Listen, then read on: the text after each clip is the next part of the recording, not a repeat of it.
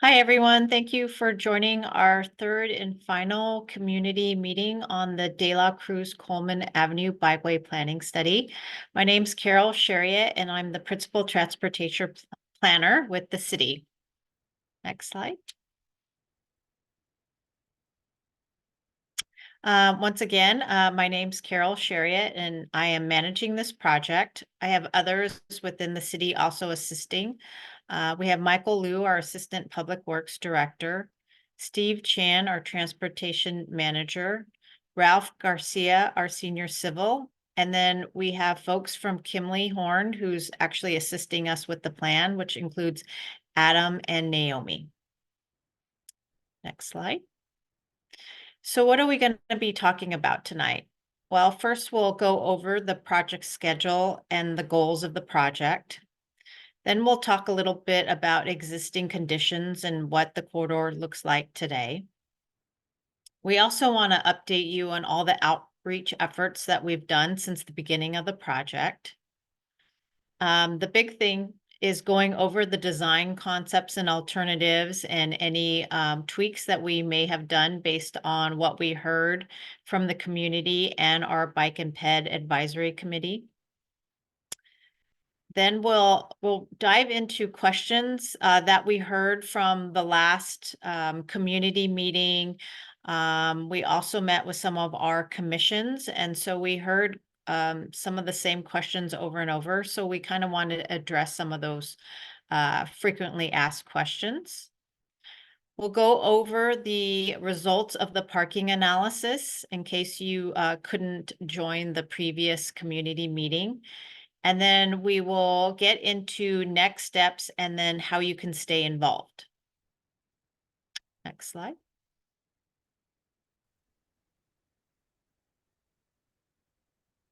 And with that, I'd like to pass it over to Kimley Horn to talk about the schedule and the goals. Thank you, Carol, and thank you everyone for joining us tonight. We're really excited to be talking with you again about this De La Cruz Bikeway project, Bikeway Planning Study. Excited to share our updates and where we're at. I'm Naomi Germain from Kimley Horn, as Carol mentioned, and we'll be here to guide you through where our project's at today and the ways that we're hoping you can continue to stay involved with the project moving forward. So right now we are in the middle of community outreach round 3. So this is our third of 3 community outreach rounds. And during this round, we're hoping to hear from you from the community what your preferred alternative is through this design process. After this, once we finish this round of community outreach, we'll prepare a project report, go back to BPAC one more time, and then take all of the things that we've learned and all of the plan that we've prepared for City Council's review. So a quick recap on our study area. So our study area includes De La Cruz Boulevard and Coleman Avenue from Central Expressway to the north all the way down to Brokaw Road. Our study area also included the Tri-Level and Coleman Avenue to Lafayette Street. A couple of projects that we want to highlight connections to are the US 101 De La Cruz Trimble Road Interchange Improvement Project at the northern end of our study area limits, the Walsh Martin Class 4 Bikeway Study just to the west of our project about midway through, the Gateway Crossings Study, or the Gateway Crossings Project, which is in construction, which plans Class 2 bike lanes, so bike lanes on each side of the street south of Brokaw Road. And then finally, the Santa Clara Station Focus Area Plan, which is in planning. There's a lot of really exciting things happening in this part of the Santa Clara, and we're really happy that our project is consciously trying to tie into those. And so as we look ahead with this planning study, making sure that we're utilizing all these other efforts that are being completed. Then our project goals are to install Class 4 bike lanes on De La Cruz and Coleman, create streets for everyone, no matter who they are and how they travel. We hope to provide convenient, comfortable, and connected transportation choices. And we understand that the community context and character are essential for this being a successful project. Then quickly highlighting what our study area looks like today. So today, Coleman Avenue and De La Cruz Boulevard are both 6-lane roads with 40-mile-per-hour speed limits. These roads are really auto-focused right now, and this project hopes to kind of shift that focus to be a little bit more comprehensive to other modes of travel. Our team also did a site walk with members of the BPAC community of BPAC towards the beginning of the project, just to really get a feel for what are some of the challenges and what are some of the opportunities in this corridor today to see how we can best address them as part of our planning efforts. We've also really reached out to the community a lot and wanted to briefly go over our outreach efforts to date. So as noted, this is our third virtual community meeting. We've also presented to BPAC 3 times. Additionally, we've done 3 commission presentations with the Youth Commission, Parks and Rec Commission, and the Senior Advisory Commission. Before each community meeting, we sent out over 1,000 postcards to let everybody who lives near the project corridor about the upcoming community meeting. We also installed road signs and have developed a project website. So far, we've received, in addition, we have a phone number and an email. So far, we've received 1 voicemail and 3 emails from community members sharing their feedback, in addition to the feedback we've gotten through the survey and through the project website.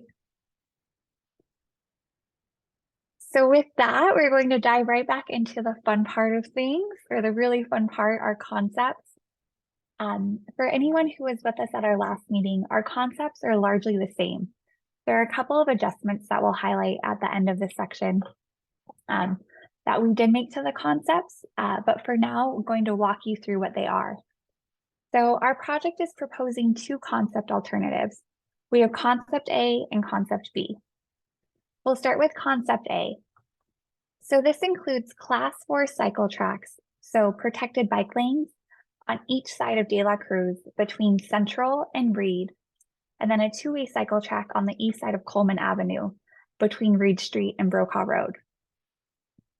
A couple things we want to highlight here are that northbound cyclists transition from the east side of the street to the west side at Central Expressway if they're continuing on to the US 101 Trimble Interchange Project. The US 101 Trimble Interchange Project is proposing a 2-way bike path on the west side of the interchange. And so that's where those pink dots are at the top of the screen. And we'll show some more detail on that later, but just would like to highlight where those transition areas are with the teal circles. So for northbound cyclists, it'll be at Central Expressway. Another item to highlight with concept A is that this concept provides more direct connections to Ewart Road for northbound cyclists than concept B will. In concept B, as we look in this, we include a 2-way cycle track along the west side of De La Cruz between Central and Martin. So basically this concept continues the 2-way cycle track that the US 101 Trimble Interchange Project is installing all the way down to Martin Avenue. From there, we transition back to class 4 cycle tracks on each side of the road between Martin and Reed, and then back to a 2-way cycle track on the east side of the road between Reed and Brokaw through the tri-level. We want to highlight that this concept improves access to the commercial destinations on the west side of De La Cruz, north of Martin Avenue. We also want to highlight that northbound cyclists transition from the east side of the street to the west side at Martin, which may be a more comfortable location to cross in Central Expressway with concept A. And so just to highlight the 2 main differences between concept A and concept B, we'll go over these in the next 2 slides. So this first slide is just imagine yourself if you were trying to ride northbound up Coleman Avenue and Central Expressway. Your goal was a northbound connection. So for concept A, you stay on the east side of the street all the way to Central Expressway where you cross over. And this crossing, while this is a planning study project, would be done with protected intersection features, bike signals, turn boxes, and we'll talk about that in a little bit more detail too. In concept B, you would stay on the east side of the street to Martin Avenue and then continue on the west side going north. So in both concepts, you're just crossing the road one time. And now we'll imagine ourselves as people biking southbound. So if you're a southbound bike for concept A, you stay on the west side of the street all the way down to Reed Street. And at Reed, you would cross over. And the reason why this crossover is necessary is to avoid the tri-level and the merges and diverges there. And so we're really trying to create a safe and comfortable experience for everyone. And so this crossing over would be done in a way that's hopefully convenient and easy, but it is required to really provide that safe and comfortable and natural ride. So we would cross at Reed and then travel along the east side of the street all the way to Brokaw before crossing back if you wanted to continue your connection to the Brokaw bike lanes. That would be south of here. And our concept A and concept B are the exact same for people who are going southbound. Your path of travel would be the same. So highlighting a couple of our changes based on outreach feedback. So we updated our concepts to highlight the enhanced bike connection with Ewart Road at Airport Technology Park. What we heard is that a lot of people use that connection, and so that would be enhanced as part of this project. We also highlight in the concepts that the project will include signage and striping at driveways and intersections to help alert vehicles of people biking. So that's a really important design feature that will be included and developed further in future design phases. We also use this as an opportunity to highlight our two-way to one-way cycle track transitions to make sure everybody can better understand where those are happening and how they'll be happening. And we'll talk about that a little bit more soon. We also are going to note in our project report, so with our actual bikeway study plan, the future considerations that should be considered for future design phases. Those are things like wayfinding signage, the intersection designs, and the class 4 protection type. So while we're not getting into that level of detail with this type of planning study, we are going to note that those are really priority considerations as if and when this project advances into future design phases. So with that, so that was an overview of what our concept looks like, and we wanted to dive into a little bit more detail of what the cross sections would be. These cross sections are largely the same from the last time we met. And so we'll just go through them quickly if anybody's new. I know it's been a while too since you've probably looked at these. So these cross sections will be going from the northern end of the corridor to the southern end. So starting at our most northern part, just south of Central Expressway, you can see in existing conditions, we have 6 lanes, 3 in each direction, parking on the west side and a shoulder on the east side. With our proposed concept, we would repurpose the parking and repurpose the shoulder and narrow our travel lanes a little bit to create space for protected class 4 cycle tracks on each side of the street. These improvements fit totally within the existing roadway cross section, and that is a consistent theme you'll see with all of these cross sections, that everything we're proposing would not impact the curb to curb width. It's just within that existing footprint. For concept B, we narrow the travel lanes on the west side a little bit further. And with that, we create space for a 2-way cycle track on the west side of the street. So again, replacing that parking with a 2-way cycle track. And then on the east side, that would remain the same and unchanged. This is moving a little bit further south, so just north of Martin Avenue. And this is really the same 2 cross sections as before, so concept A and concept B. So in concept A, again, we have a little bit of lane narrowing to create cycle tracks on both sides of the street. In concept B, again, we have a little bit of lane narrowing to create a 2-way cycle track on the west side of the street. And so we would narrow our center 2-way left turn lane a little bit and then revise our travel lanes just a little bit. As we continue south on the corridor, we transition to just having one concept. So both concept A and concept B share the same proposed cross section through this part of the corridor. So this is just south of Martin Avenue between Martin and Reed. And so in this area, we have a lot of driveways on both sides of the street. And so a lot of places that we want to maintain access to on both sides of the street. Because of that, both to provide the access and for safety reasons, we're only proposing class 4 bike lanes on each side of the street, as opposed to doing a two-way cycle track. So with this concept, we narrow our travel lanes. So actually, let me take a step back. Today, there's parking on both sides of the street, 6 travel lanes total, and then a center left turn lane. In our proposed conditions, we would repurpose parking on the west side of the street, narrow travel lanes, and then maintain parking on the east side of the street. And with that, we would provide protected bike lanes. The parking on the east side of the street would also be used to help protect the bike lane. So it would be drive lane and then parked cars, and then behind the parked cars would be the bike lane, just for an added layer of protection. And then as we move further south, this is through the tri-level. And so in this portion of the tri-level on the east side, it's just a pretty straight stretch. And so with this, there's 2 travel lanes and a shoulder. And we would propose to repurpose that shoulder to provide a two-way cycle track. And then finally, our last cross section, this is for the southernmost part of our project, where again, we would be repurposing the shoulder and narrowing the travel lanes a little bit to provide a two-way cycle track on the east side of the street.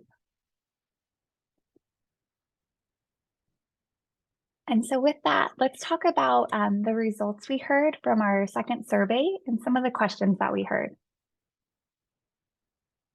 So we posted an online survey that was available between October and November of last year. We received 24 responses, and really a lot of the responses noted support or support with minor changes of both concept A and concept B. So 89% of respondents supported or supported with minor changes concept A. And what we really heard was that respondents liked protected facilities, they liked the wider bike lanes, and they highlighted that they want to minimize transitions between one-way and two-way cycle tracks to the extent feasible. One of the key critical items we heard is that people wanted to learn more about intersection treatments. For concept B, which includes a little bit more two-way cycle track, 61% of respondents noted that they supported or supported with minor changes concept B. They really liked the protected facilities, the large dedicated space for cyclists. They liked keeping bikes next to businesses. People also noted that they wanted to learn more about the intersection treatments and ensure the design includes appropriate signage, as well as, again, minimizing those transitions. And throughout, there was a desire to see improved pet experience, landscaping, and traffic calming. So with that, we'll dive into some of those questions that we heard the most. So one of them is, what's happening at the 101 Trimble interchange?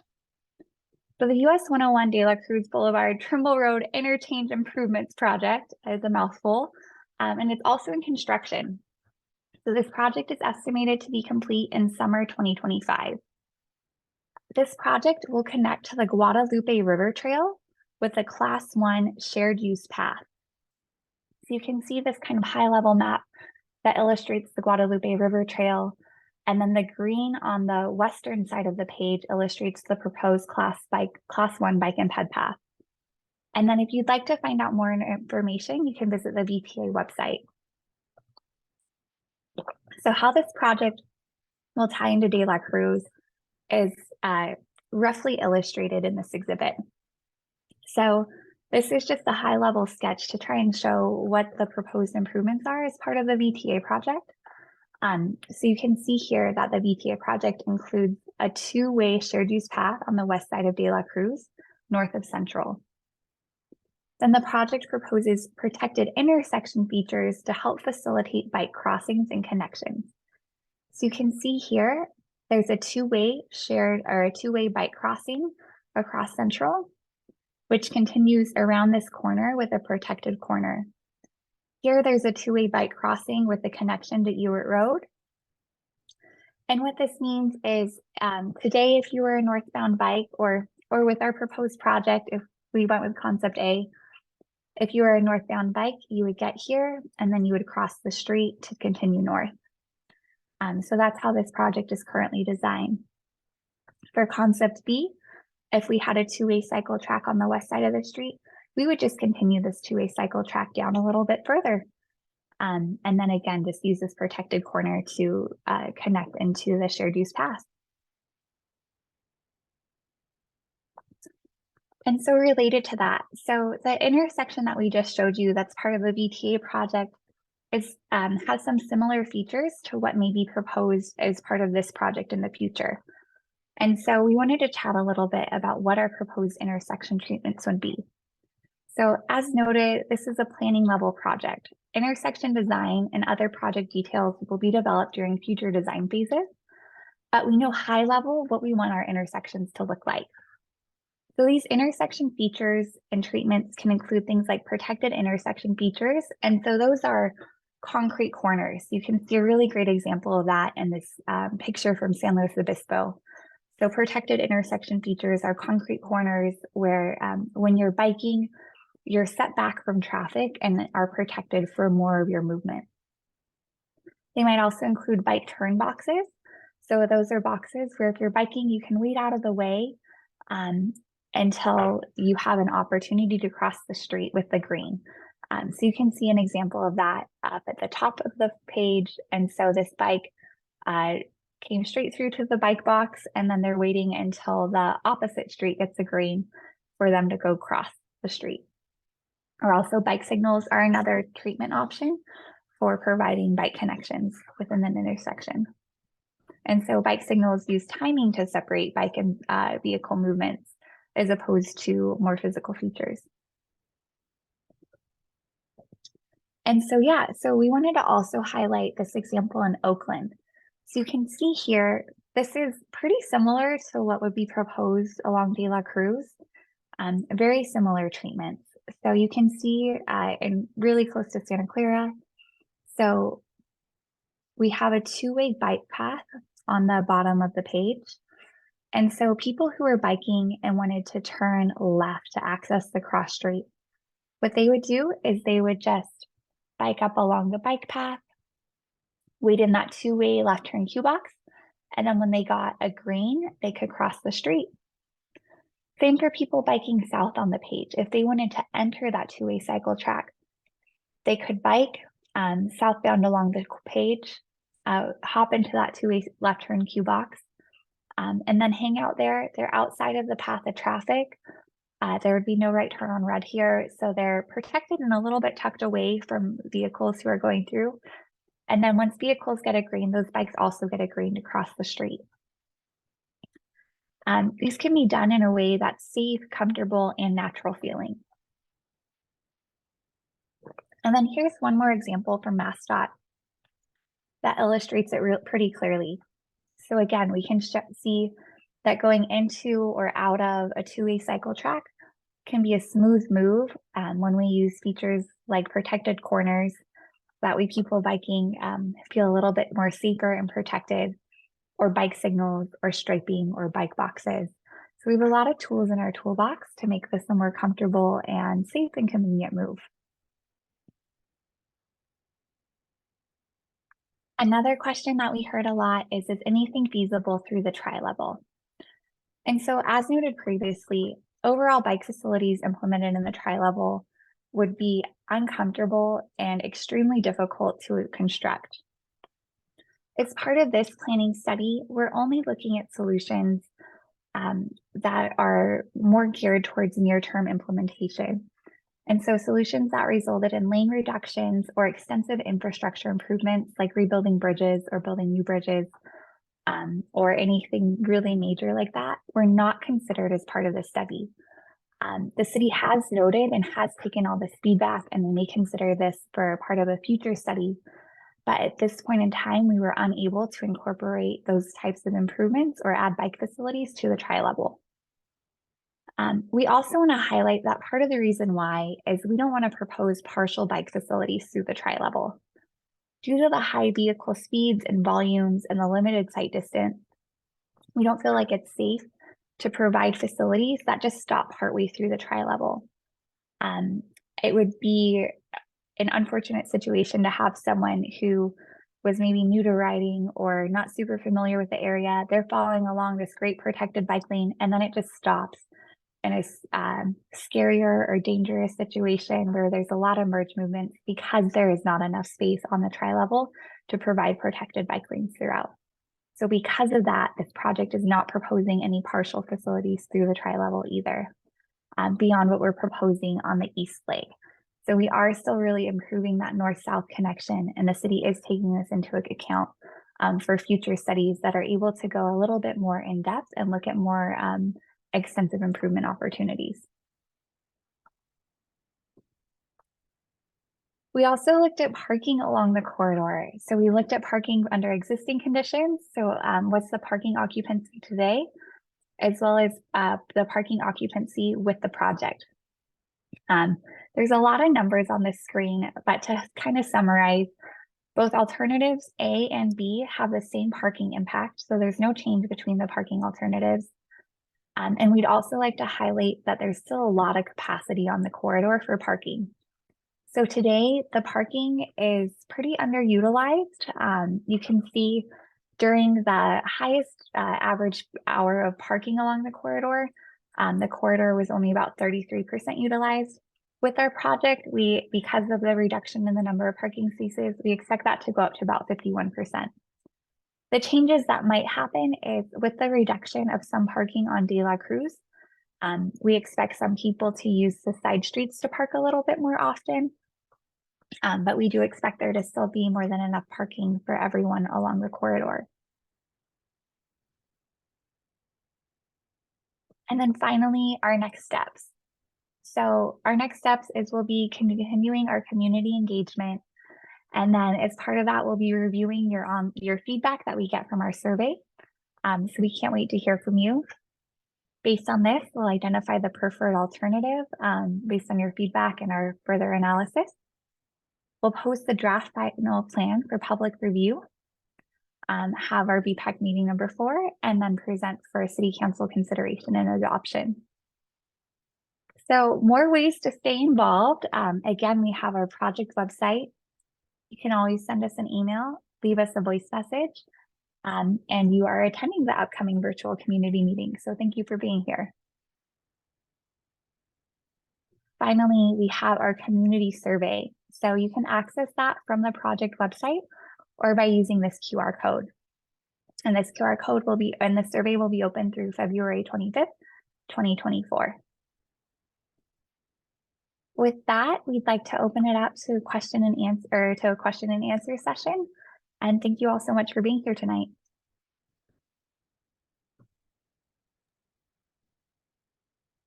Thanks, Naomi, for that great presentation. Is there any questions that we want to try to answer?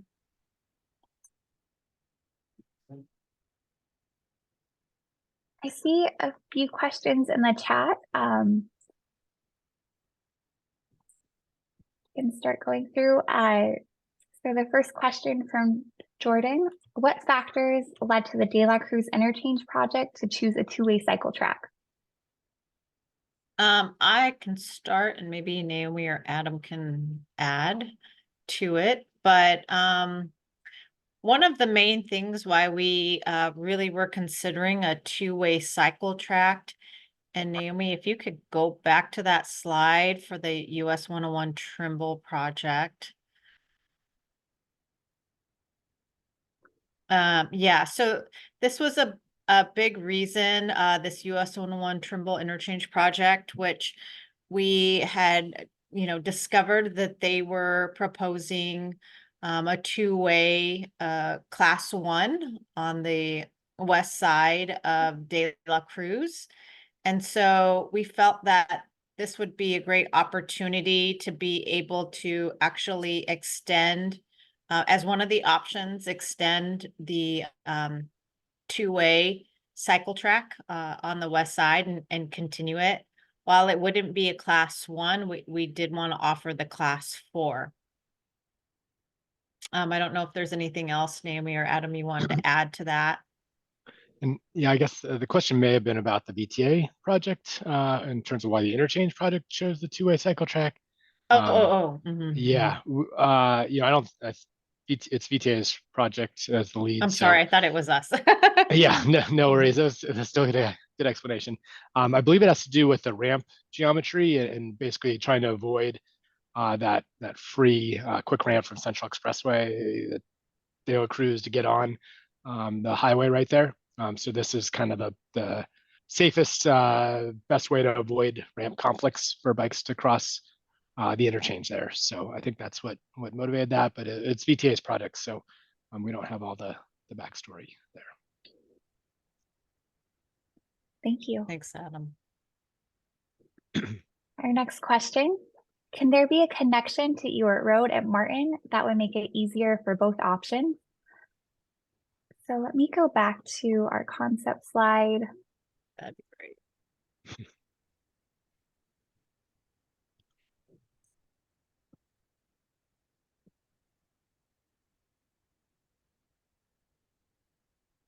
Adam, would you like to take this one?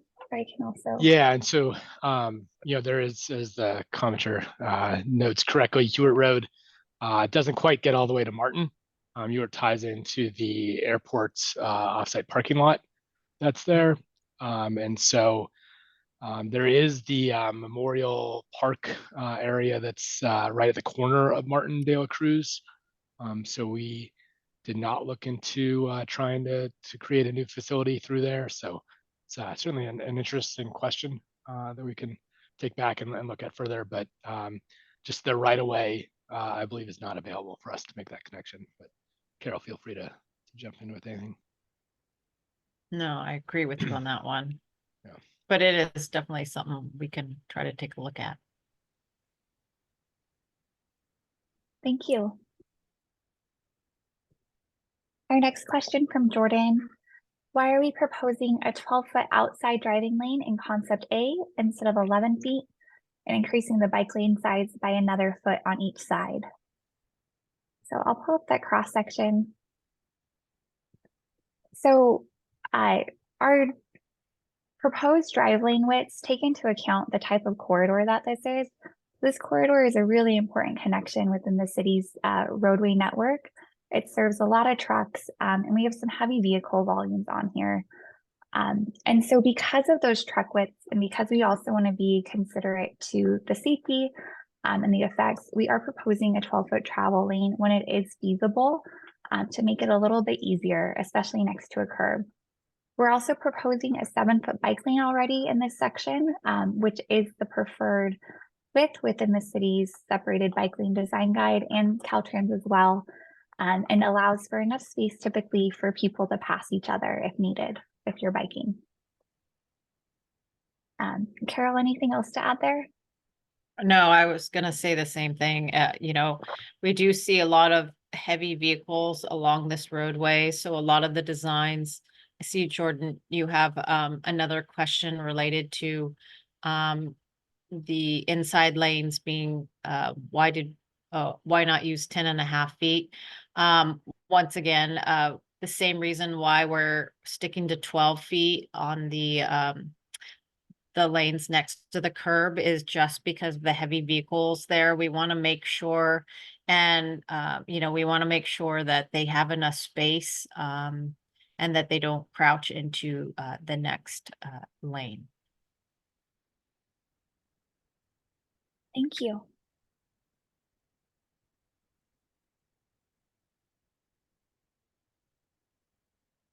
Our next question from the Q&A box, and then we'll also take some live questions after this as well, is why do any sections in the project area need parking lanes? And then Carol, would you like to take that? Yeah, if you can show the graphic where you're going to be taking out parking. Here we go. Do you have like the table? Perfect.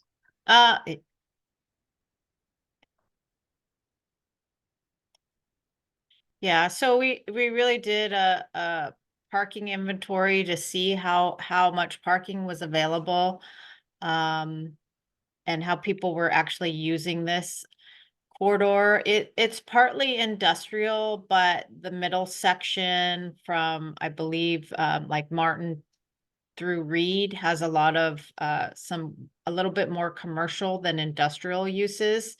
So, we wanted to make sure that we could still provide parking for those businesses. Especially anybody that bikes or walks, we definitely want to have that space available for people to park their cars, at least the people that are actually also in their vehicles. So we didn't want to completely take out all the parking, but as Naomi pointed out in her PowerPoint presentation, there are some sections where we are recommending removing parking because the occupancy is low, but we also still want to take into consideration the land uses, right? And like I said, especially for those retail sections, we want to make sure that there's enough parking allowed for their businesses, as we want to accommodate all users of the roadway. Thank you. Mhm. Our next question from Jordan is, will the right turn lanes on Central Expressway have a no right turn indicator that lights up when the bicycle crossing signal is green? I can go ahead and take this one. I do believe that that is likely part of BTA's design. Again, we're not 100% familiar with the full background on that, but typically when you have a bike crossing, you are required to have a no right turn on red light up during that bike crossing. So we do expect that to be a feature. And as this project goes into final design of their intersection concepts, it would also consider things like no right turn on reds to really minimize potential conflicts between people biking and turning vehicles.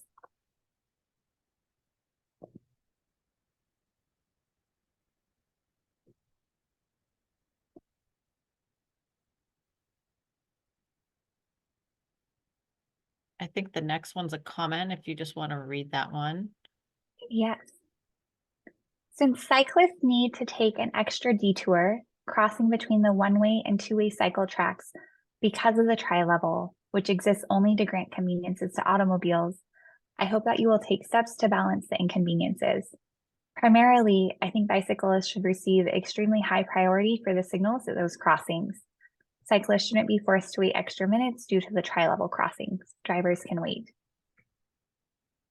Yes, thank you, Jordan, for that comment. And definitely when we get into the design and construction, we definitely want to take into consideration the new bike lanes and allow for enough time for the bicyclists to be able to cross the crossings and feel safe at them, especially because you have to cross from one side to the other side of the roadway.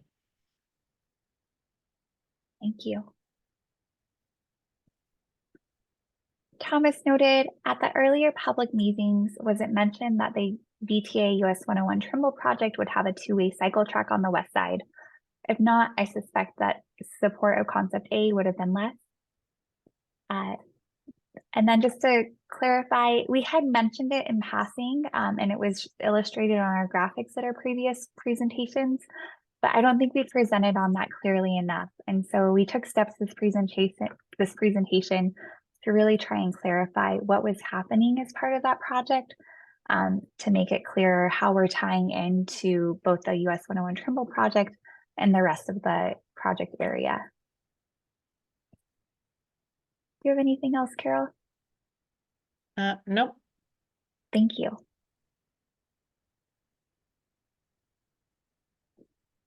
Our next question from Thomas.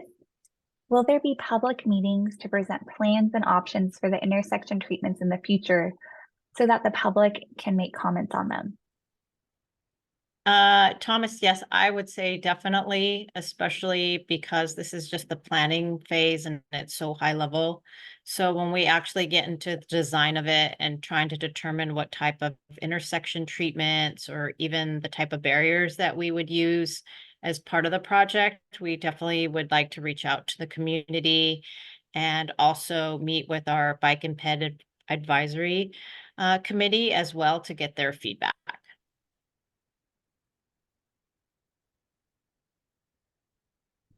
Thank you. And then our last question in the chat right now From Betsy, given the absence of sidewalks along parts of this corridor, do the bike lane widths anticipate possible use by pedestrians? Naomi or Adam, do you want to take a stab at that?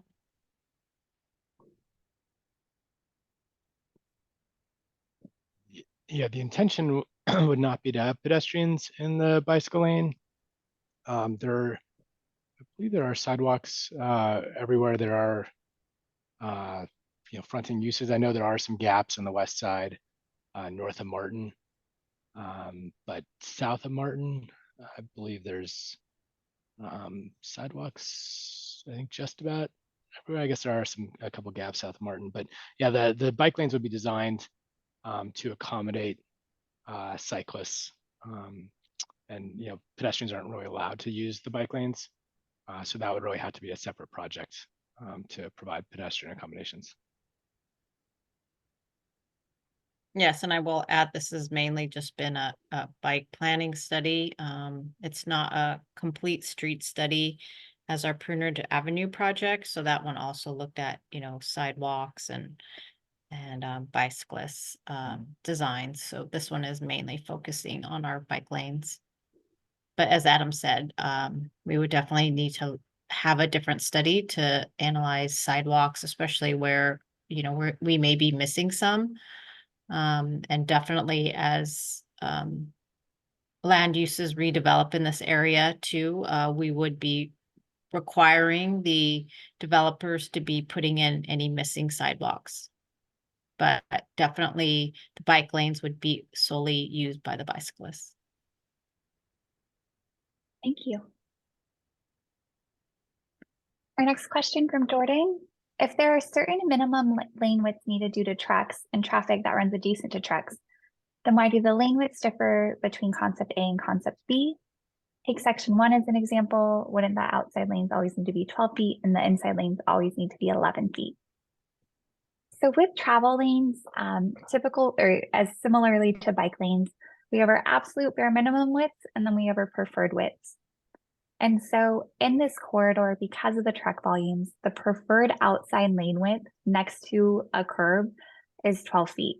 That is the preferred width that is the most comfortable and least likely to create any potential conflicts between drivers.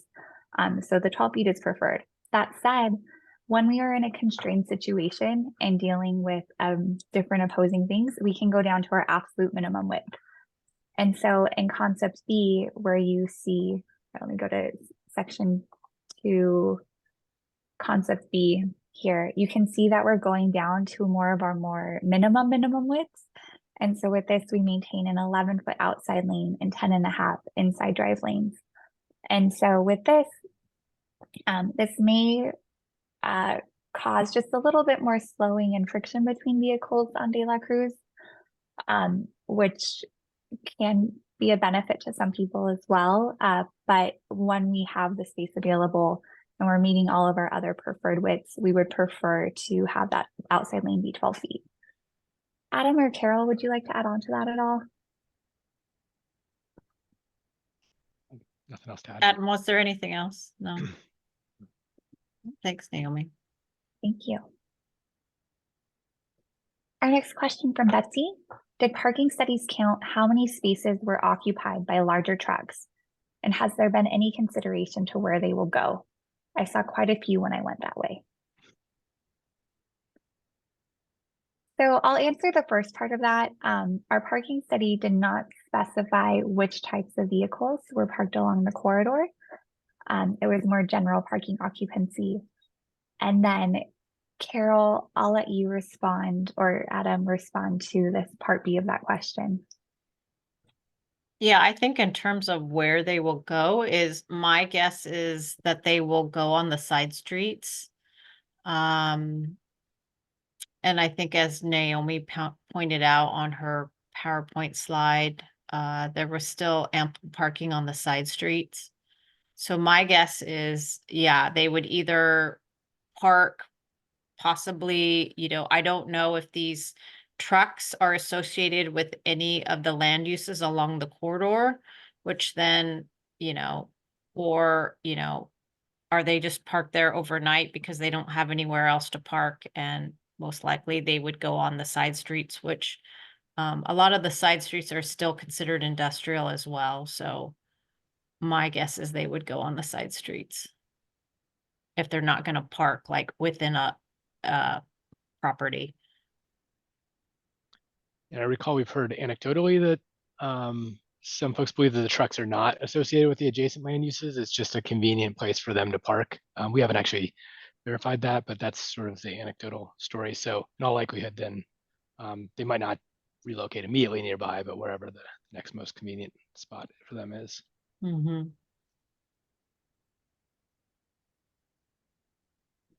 And related, if parking spots are 8 feet wide, will there be any enforcement to prevent larger vehicles from parking there? We can certainly do that, especially if we are finding issues. If we're getting, you know, complaints from, you know, bicyclists or anybody else traveling along the roadway that notice that larger vehicles are parking in those spaces, we would definitely request our police department to help us with enforcement. Yeah, and I'll just note the existing parking is 8 feet, so we aren't making the parking spaces narrower or anything like that. It's basically similar to existing. Mm-hmm.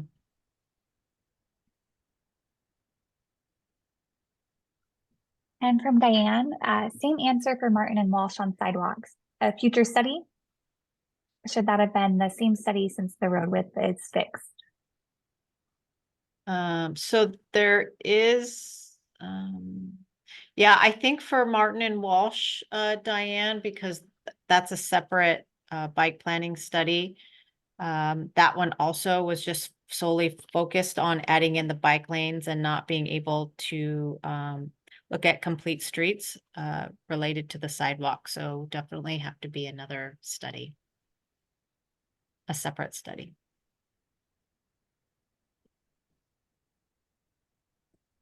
And then from Jordan, Betsy makes a good point that I think wasn't totally addressed. Even if it isn't your intention for pedestrians to use the bike lane, it would be very natural for pedestrians to compensate for the gaps in the sidewalk network by stepping into the cycle track in those sections. The city should anticipate and plan ahead for that. Thanks, Jordan. We'll definitely take that into consideration and hope that, you know, we will get a lot of bicyclists using these bike lanes when it is designed and constructed, and hopefully pedestrians will not want to go in there and possibly get, you know, interact with any of the bicyclists in there, but we will definitely take that into consideration. Thank you. So that was our last of our written questions. Did anyone else have any other questions that they wanted to have answered tonight? And feel free to raise your hand as well if you'd like to speak.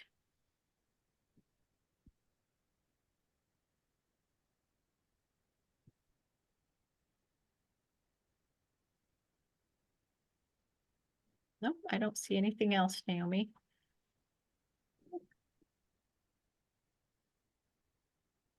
Sorry, I was trying to get to our last page and got too excited. Let me reshare my screen.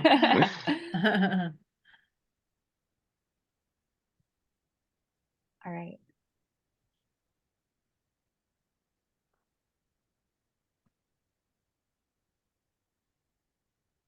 Well, with that, we can leave you with the community survey as well for easy access if you didn't get a chance to scan this earlier. Yeah, and in the chat, we also have the project website up and the link to the online survey, because we'd love for you to actually choose a preferred alternative. And like we said, the survey will close February 25th. There we go. Great. And if we have no more questions, we'd like to thank everyone for taking the time out of your night and joining us for our last community meeting. And please feel free to still leave us a voicemail, an email, and definitely take that online survey.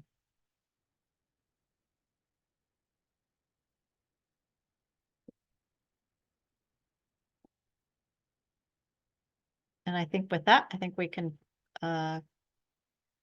stop the meeting.